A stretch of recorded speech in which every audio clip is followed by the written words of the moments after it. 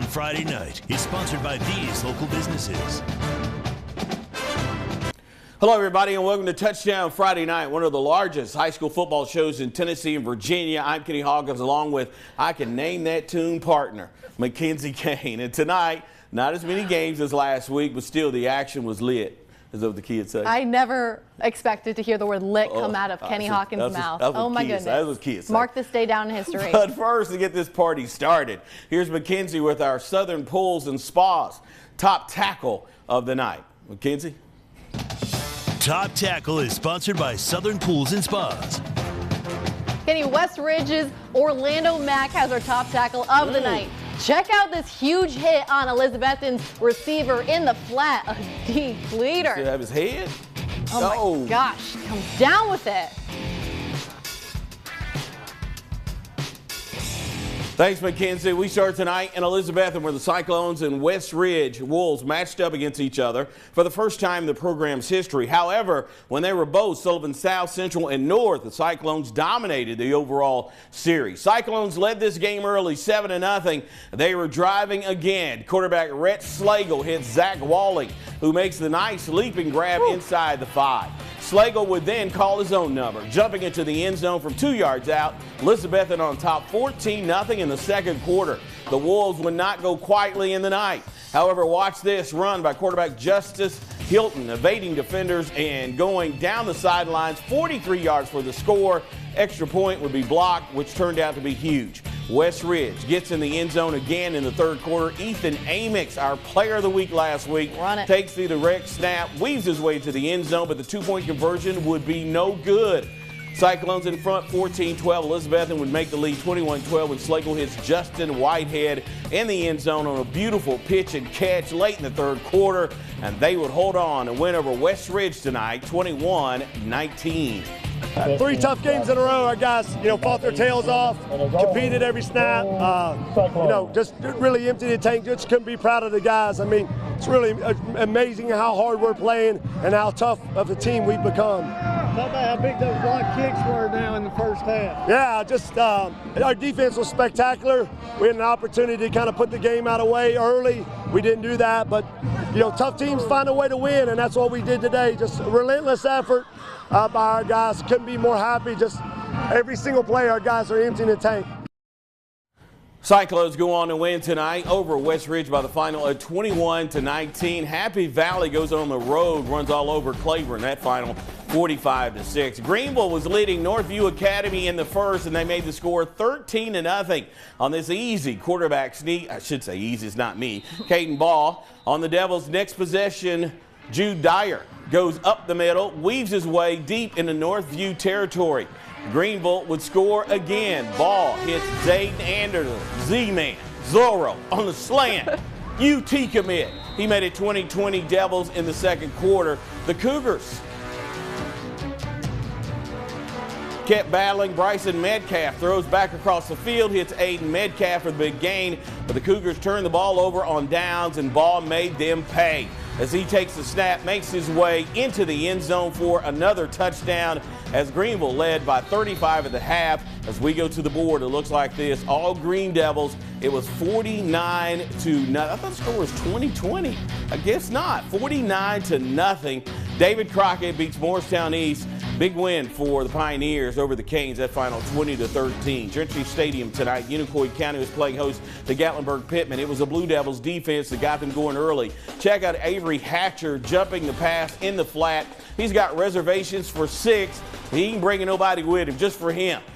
He gives them the early lead. Next possession is one of the big guys up front, Dylan Sifford, busting through the line, throwing the Highlander, running back for a big loss. Later in the quarter, Blue Devils appear to get a big turnover and a muffed handoff, but the officials will rule it an incomplete pass.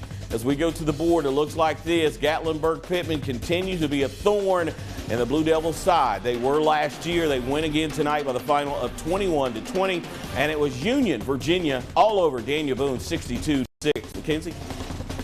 Thanks, Kenny. Now, the game we hoped all of you watched on ABC Tri-Cities tonight took place in Kingsport, where Dobyns-Bennett hosted their neighbors, Gate City. This is the first time these two teams have faced off in 55 years. Neither head coach was born. Kenny wasn't even working here yet, so you know it's a heck of a long time. Wow. First play of the game, first drive, opening moment. Indians QB Levi Chappell rolls to the right. He throws deep, has the man downfield. Zayden Hayes comes down with it. He's dodging defenders left and right, takes it all the way to the house for the 64-yard touchdown. Let's move forward. Just 20 seconds left until halftime. Zane Reed drops back to the blue, looking, throws it to the end zone to Caden Housewright. Dive and catch. He stays in to tie things up after a 2-point conversion. Now let's fast forward. This was the moment that all but solidified this game. Interception. Oh, and this just locked it in. Zayden again locked it in for DB. Coach. They whipped us from 7:05 to whatever it is right now.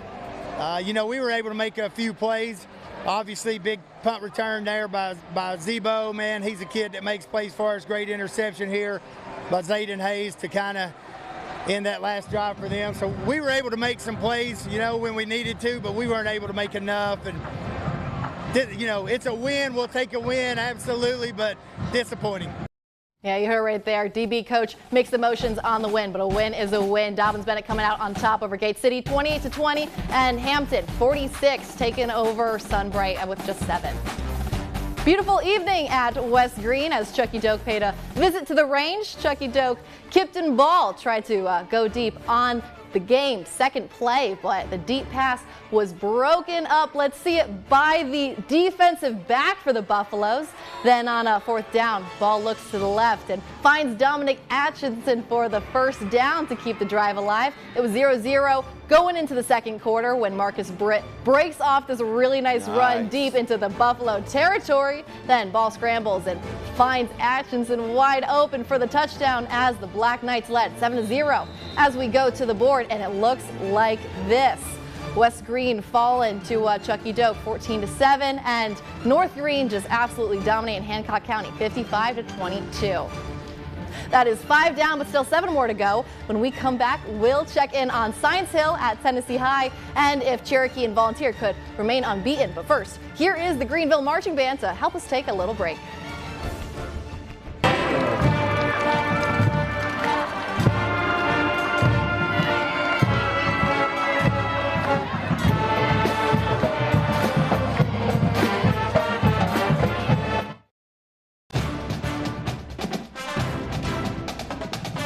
Touchdown Friday Night is sponsored by these local businesses. Welcome back to the show, everyone. The last time Science Hill and Tennessee High met on the football field was over a decade ago. Tonight, this rivalry was renewed at the Stone Castle, where the Toppers entered unbeaten and the Vikings were still looking for win number 1. We picked this one up with the second half kickoff. The Vikings holding a 14-3 lead, but not for long. Junior Branson Newberry became a senior today. Takes up the sideline all the way to the house. Keep going. Down the side. You know, we wouldn't show it unless he scored, right?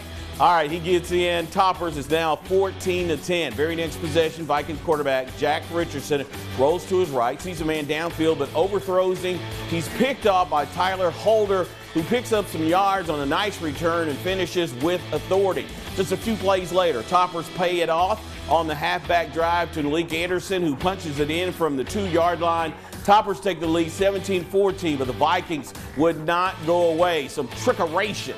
I like saying that word, trickeration. Even tricked the cameraman. That would be Brody Wilson. The reverse handout, did I say his name? To Bo Uxman, who uses his blockers well, weaves his way into the end zone. Vikings retake the lead 21-17, but the Toppers would not be denied. It's Anderson again, this time from the 15, breaks a couple of tackles and walks in for the touchdown. Science Hill holds on to a tight one tonight by the final of 24-21 to stay undefeated. Well, I mean, I did like the fight, but I didn't like the first half at all because there wasn't any fight the first half. So I'm glad our kids, you know, resilient, came back, but we got a long way to go. Tennessee High got off after tonight, and we was lucky to get out of here with a win. We fought hard. We had to move the ball up the field and do the best we could. Our O-line had to step it up and push guys up the field, give me holes so I can get touchdowns and first downs. I'm proud of my guys. We fought hard. We could have fought a little better, but we did what we could, came out with the win. Science Hill remains unbeaten, coming back to beat Tennessee High tonight by the final of 24-21. South Greene all over Johnson County, 44-10. My favorite county, Hawkins County, where the Cherokee Chiefs look to extend their record to 3-0 against the Sullivan East Patriots. First quarter, East signal caller Peyton Lingerfeld drops back, ends up taking it himself and runs and runs and runs some more and runs some more. Whew, even I'm getting tired, man. There's a lot of running before he's finally hit it. He's still running. He's still before he finally hits him out of bounds. After going down by a score, the Chiefs storm back. Pass to Lofton Hayes gets the red and black in the end zone for the touchdown. Next play, running back Jaden Weston gives a few more inching to the goal line. As we go to the board, it looks like this. Sullivan East and Cherokee. Cherokee unbeaten, 3-0. They beat Sullivan East tonight 55-13. It was Providence Academy losing on the road to Eagleton Academy 39-14. Mackenzie? Okay, going back to your favorite county, Hawkins County, the Volunteer Falcons on homecoming night enter this one with a 2-0 record of their own. We picked this one up in the second half. Quarterback Lincoln Wilson pitches it to Amarion Graves for a big gain and the first down. Now this same drive, it's going to be the handoff to tailback John Hale. Could go all the way. He puts the Falcons up 28-0 after a blocked point after. The Grizzlies weren't done though. The handoff on fourth down goes for 6. He's sneaking that one into the end zone. The score looks like this. Let's see it. Volunteer coming out on top, 42-7 over Grainger. And I'm going to get this right, Kenny. Right. Unicoi. Hey. Unicoi. They fell to Twin Springs, Virginia, 61-12. It's about time, right? Let's head on over to the Holston Cavaliers. The Gator Light Quick Play is sponsored by Quick Stop Markets. Quick play, Holston Cavaliers, number 10, Eli Tweed takes the handoff 62 yards to the house for the first score of the game against the Narrows Green Wave. Whew, all the way down. That is 8 down. Let's see it. Keep going, keep going, keep going, all the way. Oh, it's even better in slow-mo sometimes, Kenny. That's right. All the way to the house. That is 8 down, but still 4 more to go as we make a run for the state line and check in on Abingdon, Virginia, High, and Holston, to name a few. But first, here are the Abingdon Falcons cheerleaders to help us take a little break. Barnes hands off to Bird. He brings it down the field, taken out of bounds by number 2, Spencer Wellenhofer. The Falcon down on the field. Welcome back to Touchdown Friday night. Our next game takes us to Virginia for a crosstown rival. John Battle Trojans hosting the Bearcats of Virginia High. Quick start for the Bearcats, opening the possession. Quarterback Deion Graham, our player of the week in the first week, fakes a handoff, drops one in the bucket for the touchdown pass, 7-0. After a defensive stop is deja vu. Graham again, this time to Bryson Poole, who blew by the defender for the easy score.